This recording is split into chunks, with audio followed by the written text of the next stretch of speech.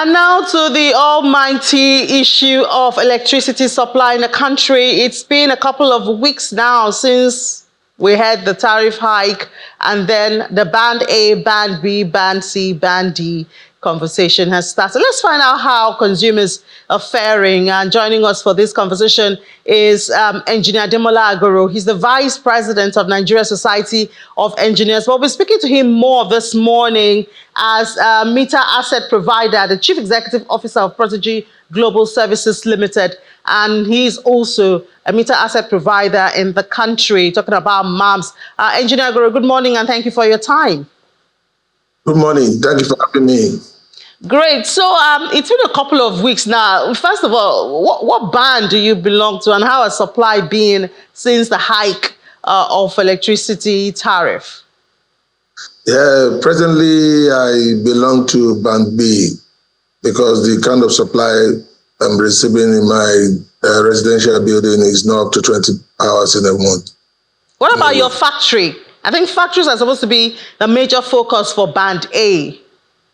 Yeah, even my factory presently, because we run most of our activities on renewable, because we have basically the bulk of our activities are run from solar.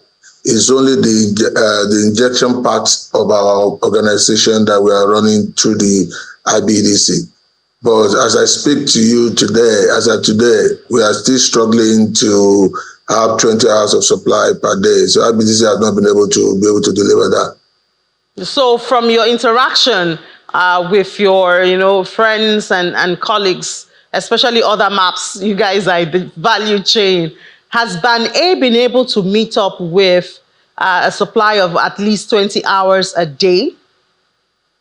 No, the challenge because of the sanction that has been put in place by the Nigerian Legislative Commission. So most disco are very scared now to move people to band A because they know quite all right that if they cannot deliver the 20 hours supply, they are going to be sanctioned on it. So it's only areas that the discos can deliver 20 hours and above that have been migrated to band A. So it's quite difficult to say that depending on the location of each of the factory, that will determine whether they are actually having this level of supply. So as a consumer in band B, about how many hours do you get?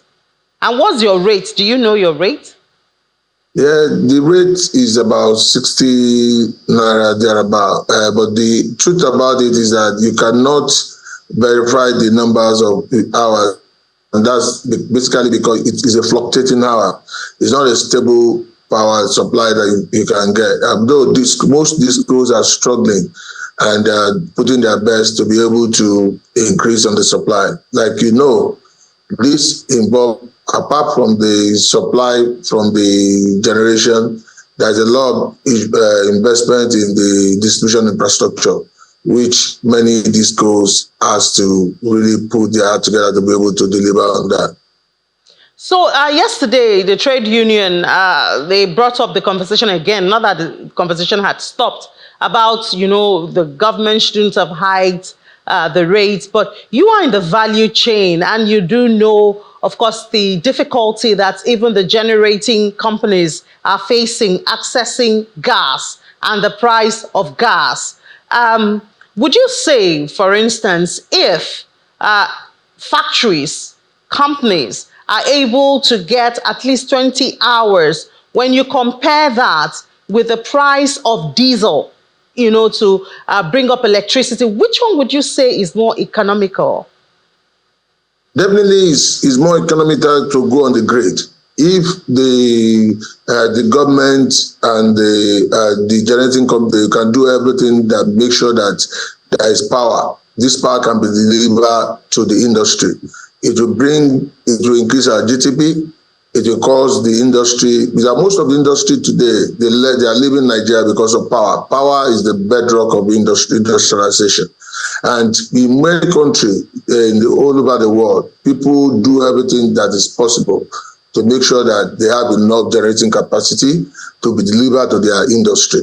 So when you look at it, is the price as it is, being cost repetitive and service repetitive tariff is not over the board. If the power can be available to the industry and for industrial use. So it's cheaper to still build on the grid than running generator or running diesel. Okay, so another thing that the TUC has brought up is, I think this is just so obvious that everyone should have been metered before we have this hike so that it can be controlled and there can be accountability. Now, you are in MAPS. MAPS has been introduced for how many years now? Would you say that the coverage metering Nigerians has improved? No, Nigeria still have quite a lot of the metering gap. But what people need to understand that when the distribution companies are sold, metering is part of the key areas that the distribution company are expected to have invested in. But because of the dynamics that have changed in terms of the forest and in terms of the issue of the MITO, that distribution companies are struggling seriously to be able to meter their customer because the cost of meter is being determined too by the high cost of the forest. So many distribution companies cannot really invest. And, NEC came up with the issue of the map that allow customers to pay for this meter. So, but that distribution company will not pay back after some specific years. Even with that, the meter access provider needs to, because of the fluctuation in the forest, it is obviously changing the cost of meter every time, which is making it difficult for the reach of the customer. If you are talking about, is the meter available? Yes, the meter is available. But the truth is that people cannot, but at what price? The cost of the forest, that is causing the price of meter to be increased, which NEC, in their own wisdom now, they are working on a liberalization or liberalizing the entire value chain of the metering so that people will be able to sell, make this meter available at a very competitive price. And as you are aware, government is running what they call a PMI. There's a presidential metering initiative that the federal government is working on, that they are working on with the local meter manufacturer to be able to deliver enough meter into the over the next 5 years. They are planning to do about 2 million meters every year.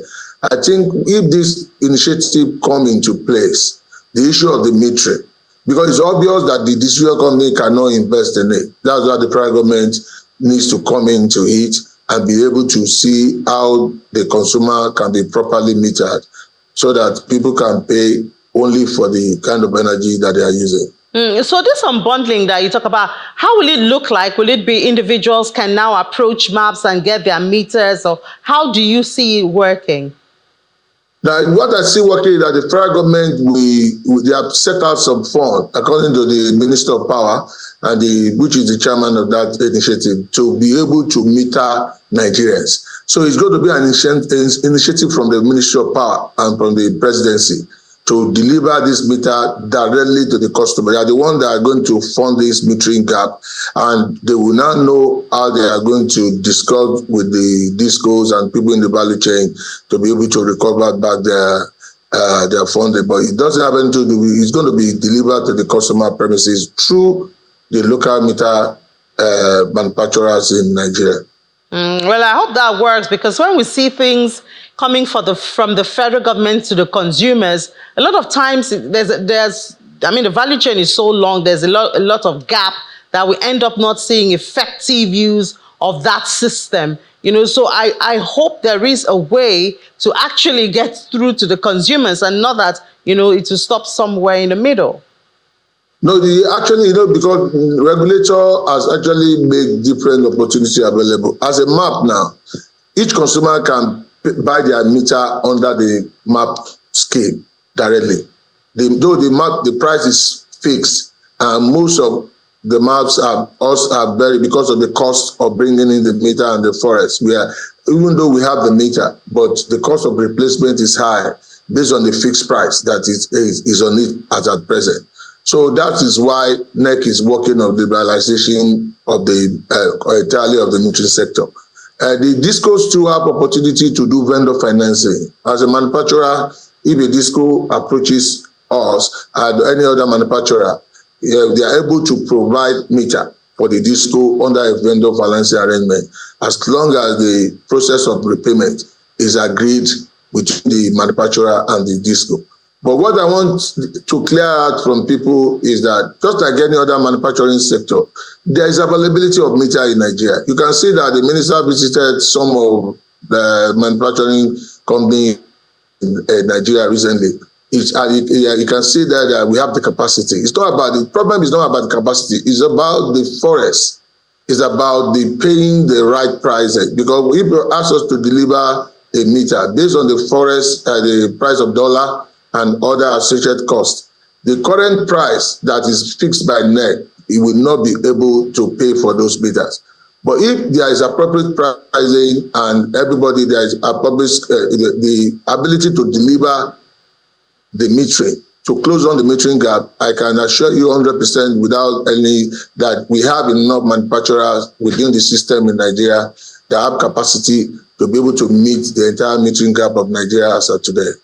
All right. So a couple of days ago, we did see that the federal government declared that power distribution companies will be unbundled along state lines due to their large sizes. Could you help us understand some of the implications of this? Because, I mean, discos were supposed to, I do know that at the beginning of the creation and privatization here of discos, we had learned that, at a point in time, consumers will now be at liberty to be able to choose which disco serves them. But we haven't gotten to that, and now we are breaking down the discos again.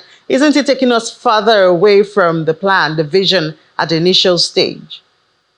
Well, this is the best thing that can happen to Nigeria at this point in time, and I want to commend the regulator, the minister, for taking that initiative to be able to make that sure that this happens. Because when you look at developed world, people have capacity, you have ability to be able to determine which providers that you want to have. The major challenge we have in Nigeria today is that most of the discos are too big. But when you do it along the straight line, it's so easy for like a state like Ekiti now, they can have their own, what I call a wired service. If within Ekiti, all the distribution network within Ekiti is controlled, is under the Ekiti Regulatory Commission. But what will happen is that even if BDC or any disco want to deliver power, they will deliver power over that wired service. That wired service is available to any generator.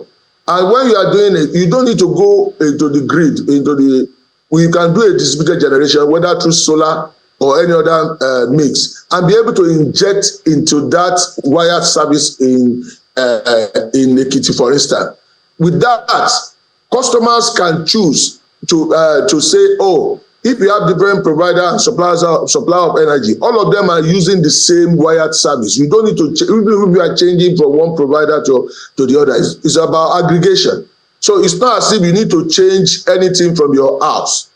What I'm saying is that if you have 3 or 4 generator of energy under distributed generation in a particular state, all of them will be delivering their power to that wired network within the system. And we have been trying to encourage many of these states to be able to develop what we call a mesh network within their distribution network. Presently, Nigerian network is a radial network that if there's any fault anywhere, the whole system will. But if you have a mesh network, different people can supply network power at different sources, and that would make that network to be very stable. It's a very good thing that the government is doing to break power into state, but it will increase investment. It's one of the good time to live as an electrical engineer.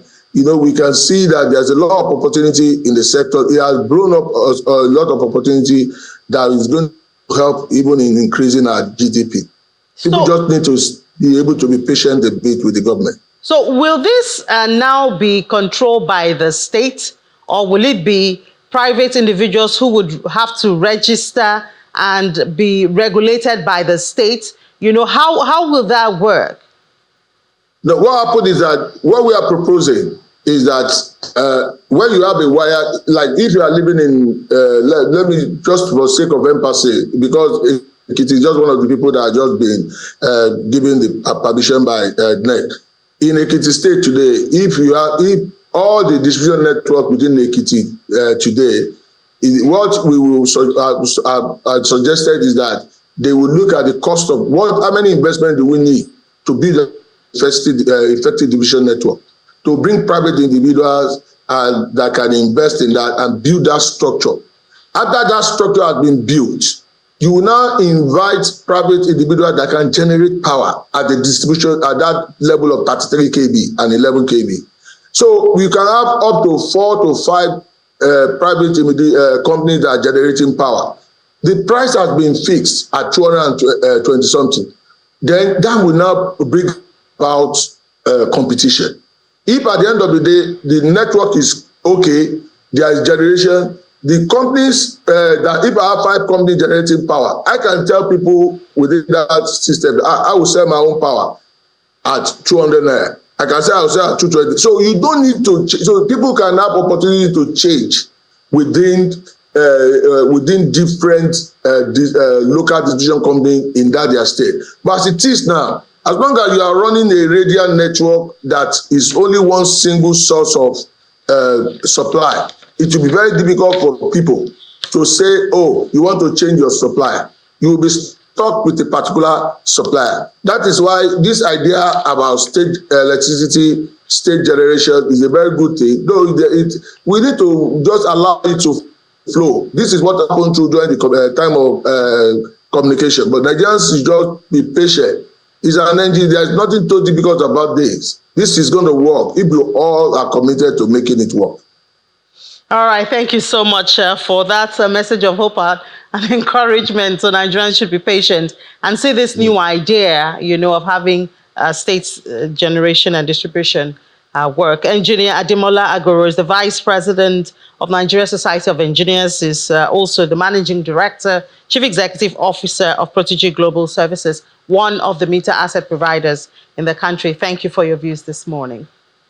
Thank you. Thank you. Thank you for having me.